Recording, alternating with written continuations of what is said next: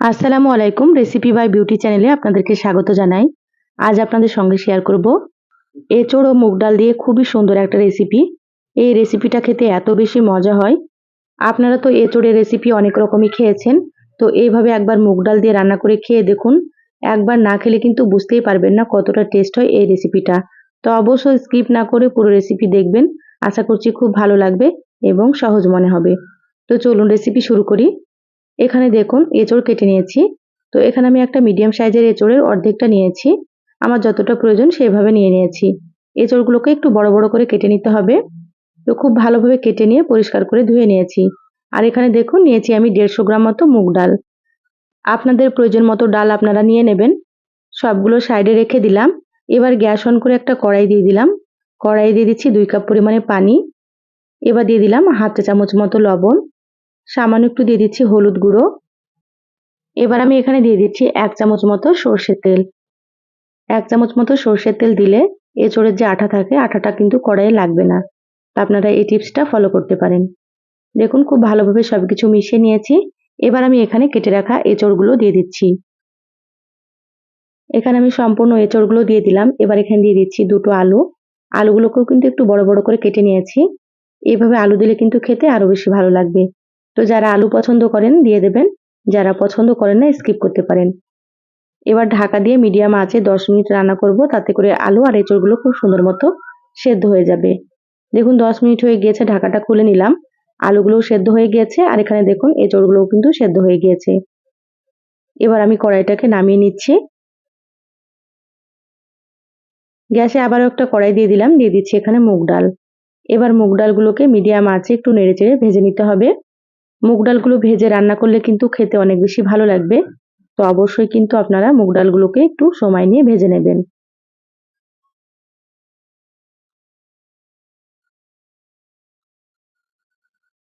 দেখুন আস্তে আস্তে কিন্তু ডালের কালারটা অনেকটাই চেঞ্জ হয়ে গিয়েছে আর ডালগুলো কিন্তু ভাজা হয়ে গিয়েছে। একটু সময় নিয়ে ভেজে নিয়েছি। এবার আমি কড়াই থেকে নামিয়ে নিচ্ছি ডালগুলোকে। ডালগুলো ঢেলে নেওয়ার পরে কড়াইটা আবারও গ্যাসে দিয়ে দিলাম। এবার এখানে দিয়ে দিচ্ছি পানি। 2 কাপ মতো পানি দিয়ে দিলাম। এবার আমি এখানে ডালগুলো দিয়ে দিচ্ছি। তো ডালগুলো একটু বেশি করে পানি দিয়ে আমি একবার ধুয়ে নিয়েছি। ডালগুলো যেহেতু ভেজে নিয়েছি খুব বেশি কিন্তু ধোয়া যাবে না। আপনারা একবার একটু বেশি করে পানি দিয়ে ধুয়ে নেবেন। বারবার ধুয়ে নিলে কিন্তু ডালের ভাজা ফ্লেভারটা চলে যাবে। সামান্য একটু হলুদ গুঁড়ো দিয়ে নেড়েচেড়ে মিশিয়ে নিলাম। এবার ঢাকা দিয়ে ডাল সেদ্ধ করে নেব। তো ডালগুলো আমি সেদ্ধ হতে অন্য চুলাতে দিয়ে দিলাম। এই চুলাতে আবারও একটা কড়াই দিয়ে দিলাম। দিয়ে দিচ্ছি এখানে সর্ষের তেল। তো এখানে প্রায় আমি 4 টেবিল চামচ মতো তেল দিয়ে দিলাম। তো রান্নাটা আমি সর্ষের তেলে করব, আপনারা চাইলে সয়াবিন তেল দিয়েও করতে পারেন। দেখুন তেল ভালোভাবে গরম করে নিয়েছি। এবার আমি এখানে দিয়ে দিলাম এঁচোড় আর সেদ্ধ আলু। এবার এঁচোড় আর আলুগুলোকে একটু হালকা করে ভেজে নিতে হবে। এভাবে ভেজে নিলে কিন্তু খেতে ভালো লাগবে। তা আপনারা কিন্তু অবশ্যই একটু ভেজে নেবেন। যারা ভিডিওটি ইউটিউব থেকে নতুন দেখছেন প্লিজ চ্যানেলটা সাবস্ক্রাইব করে সাথে থাকবেন। আর যারা ফেসবুক পেজ থেকে ভিডিওটি দেখছেন একটা লাইক দিয়ে পেজটা ফলো করে রাখবেন। তাতে করে আমি যখনই ভিডিও আপলোড করব আপনারা কিন্তু সবার প্রথমে নোটিফিকেশন পেয়ে যাবেন। দেখুন এঁচোড় আর আলুগুলো কিন্তু হালকা একটু ভেজে নিলাম। ভাজা হয়ে গিয়েছে, এবার আমি তুলে নিচ্ছি। খুব বেশি লালচে করে ভাজার দরকার নেই। আপনারা এইভাবে করেই ভেজে নেবেন। এইভাবে হালকা একটু ভেজে নিলে কিন্তু খেতে অনেক বেশি মজা হবে রেসিপিটা।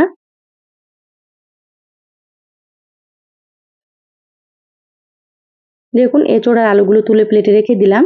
এবার ওই তেলের মধ্যে দিয়ে দিলাম 1 চা চামচ গোটা জিরা আর দিয়ে দিচ্ছি এখানে 2টো শুকনো মরিচ আর একটা তেজপাতা, এভাবে 2 টুকরো করে দিয়ে দিলাম।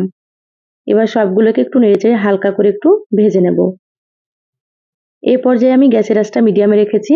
মিডিয়ামে রেখে নেড়েচেড়ে ভেজে নিচ্ছি। দেখুন ভাজা হয়ে গিয়েছে, এবার আমি এখানে দিয়ে দিচ্ছি পেঁয়াজ কুচি। তো এখানে আমি 3টে মিডিয়াম সাইজের পেঁয়াজ দিয়েছি। এই রেসিপিতে একটু পেঁয়াজের পরিমাণ বেশি দিলে কিন্তু ভালো লাগে। তা আপনারাও একটু বেশি করে পেঁয়াজ দিয়ে দেবেন। এবার নেড়েচেড়ে পেঁয়াজগুলোকে হালকা একটু লালচে করে ভেজে নেব। দেখুন পেঁয়াজগুলো হালকা লালচে করে ভেজে নিয়েছি। এবার আমি এখানে দিয়ে দিচ্ছি টমেটো কুচি। তো এখানে আমি 2টো টমেটো কুচি দিয়ে দিলাম। এবার দিয়ে দিচ্ছি স্বাদ মতো লবণ। প্রথমে যেহেতু এঁচোড় আর আলু সেদ্ধ করার সময় কিন্তু লবণ দিয়েছিলাম, লবণটা এখানে আপনারা একটু বুঝে ব্যবহার করবেন। এবার এখানে দিয়ে দিলাম 1 টেবিল চামচ মতো আদা বাটা। এখানে আমি রসুন বাটা দিচ্ছি না, আপনারা যদি মুগ ডালে রসুন বাটা পছন্দ করেন তাহলে কিন্তু এখানে দিয়ে দিতে পারেন। এবার নেড়েচেড়ে খুব ভালোভাবে একটু ভেজে নেব, যাতে করে আদার কাঁচা গন্ধটা চলে যায় আর এখানে টমেটোগুলো একটু নরম হয়ে যায়। তো এইভাবে 4 থেকে 5 মিনিট মতো মিডিয়াম আঁচে ভেজে নেব। প্রায় 4 মিনিট মতো ভেজে নিয়েছি। এবার দিয়ে দিচ্ছি হাফ চা চামচ হলুদ গুঁড়ো, হাফ চা চামচ দিয়ে দিচ্ছি ধনিয়া গুঁড়ো, দিয়ে দিচ্ছি 1 চা চামচ জিরা গুঁড়ো, আর এখানে আমি দিয়ে দিচ্ছি হাফ চা চামচ মতো মরিচের গুঁড়ো। আপনারা যেমন ঝাল খাবেন সেইভাবে করে এখানে মরিচ গুঁড়োটা দিয়ে দেবেন। এখানে আমি কাঁচা মরিচ দিয়ে দেবো, সেজন্য অল্প করে দিয়ে দিলাম। এখানে আমি দিয়ে দিলাম হাফ চা চামচ গরম মশলার গুঁড়ো। এবার দিয়ে দিচ্ছি অল্প একটু পানি। পানি দিয়ে মশলা খুব ভালোভাবে কষিয়ে নিতে হবে। আর অবশ্যই এখানে একটু গরম মশলা দেওয়ার চেষ্টা করবেন। গরম মশলাটা দিলে কিন্তু ফ্লেভারটা খুব সুন্দর আসে আর রান্নাটা কিন্তু খেতেও বেশি মজা হয়। দেখুন ঢাকা দিয়ে মশলা আমি 5 থেকে 6 মিনিট মতো কষিয়ে নিয়েছি। মশলা থেকে সুন্দর মতো তেল ছেড়ে দিয়েছে। একটু সময় নিয়ে মশলাটাকে কষিয়ে নিতে হবে। আর দেখুন টমেটোগুলো কিন্তু অনেক সুন্দর নরম হয়ে গিয়েছে। এবার আমি এখানে দিয়ে দিচ্ছি ভেজে রাখা এঁচোড় আর আলু। এবার মশলার সঙ্গে খুব ভালোভাবে নেড়েচেড়ে মিশিয়ে নেব। দেখুন এঁচোড় আর আলুগুলো খুব ভালোভাবে মশলার সঙ্গে নেড়েচেড়ে মিশিয়ে নিলাম। এবার আমি এইভাবে করে মিডিয়াম আঁচে 2 থেকে 3 মিনিট কষিয়ে নেব।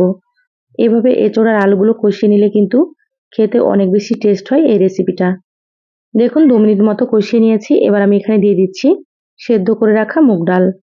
দেখুন মুগ ডালগুলো কিন্তু খুব সুন্দর মতো সেদ্ধ হয়ে গিয়েছে। এইভাবে একটু সেদ্ধ করে নিতে হবে। আর দেখুন ডালগুলো কিন্তু একেবারে গলে যায়নি, একটু গোটা গোটা আছে। এইভাবে করেই সেদ্ধ করে নিতে হবে। এবার এঁচোড়ের সঙ্গে খুব ভালোভাবে মিশিয়ে নিচ্ছি। এঁচোড়ের সঙ্গে খুব ভালোভাবে মিশিয়ে নিলাম। এবার আমি এখানে দিয়ে দিলাম 4টে চেরা কাঁচামরিচ। এই পর্যায়ে কাঁচামরিচটা দিলে ফ্লেভারটাও কিন্তু খুব ভালো আসে। তা আপনারা যেমন ঝাল খেতে পছন্দ করবেন সেভাবে দিয়ে দেবেন। এবার আমি এখানে দিয়ে দিলাম গরম পানি। এখানে 2 কাপ পরিমাণে গরম পানি দিয়ে দিলাম। আর অবশ্যই কিন্তু এই পর্যায়ে গরম পানি দিতে হবে। গরম পানি দিলে রান্নাটা খেতে ভালো লাগবে। এবার ঢাকা দিয়ে মিডিয়াম আঁচে আরো 5 থেকে 6 মিনিট মতো রান্না করে নেব। দেখুন মিডিয়াম আঁচে 5-6 মিনিট মতো রান্না করে নিয়েছি। সবকিছু খুব সুন্দর মতো সেদ্ধ হয়ে গিয়েছে। দেখুন এঁচোড়গুলো কিন্তু একেবারে সুন্দর সেদ্ধ হয়ে গিয়েছে। এবার আমি এখানে দিয়ে দিচ্ছি কিছুটা ধনিয়া পাতা কুচি আর এখানে 1 চামচ মতো দিয়ে দিচ্ছি ঘি।